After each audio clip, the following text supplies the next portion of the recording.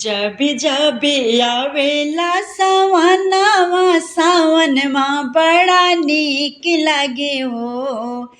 ए भोले बाबा हम बनबै तो हर कांवरिया कांवरिया बड़ा नीक लागे हो। ए भोले बाबा हम आइब देवघर नगरिया नगरिया बड़ा नीक लागे हो। केथुए के बाबा के मंदिरे वाता केथुए के माड़ लागल हो। ए भोले बाबा केथुए के लागल बाझरो खवा झरुखवा बड़ा नीक लागे हो। ए भोले बाबा केथुए के लागल बाझरो खवा झरुखवा बड़ा नीक लागे हो। ईट पत्थर के मंदिर वाता चंदन के माड़ लागल हो। ए भोले बाबा सोनावा के लागल बाझरो खवा झरुखवा बड़ा नीक लागे हो। ए भोले बाबा सोनावा के लागल बाझरो खवा झरुखवा बड़ा नीक लागे हो। केहू चढ़ावे गंगा जल वाता केहू बेल पतिया न हो। ए भोले बाबा केहू चढ़ावे भंग धतुरावा धतुरवा बड़ा नीक लागे हो।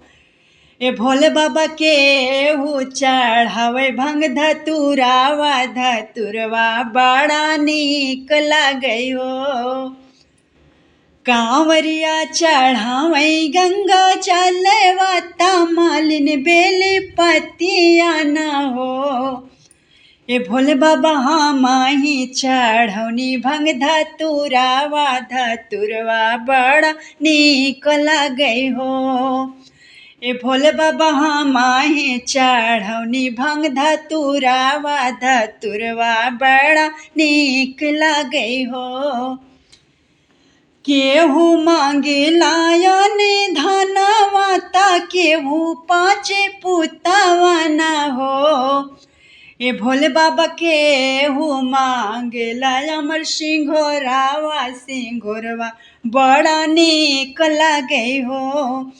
ए भोले बाबा केहू मांगे लाय अमर सिंघोरावा सिंघोरवा बड़ा नीक लागे हो।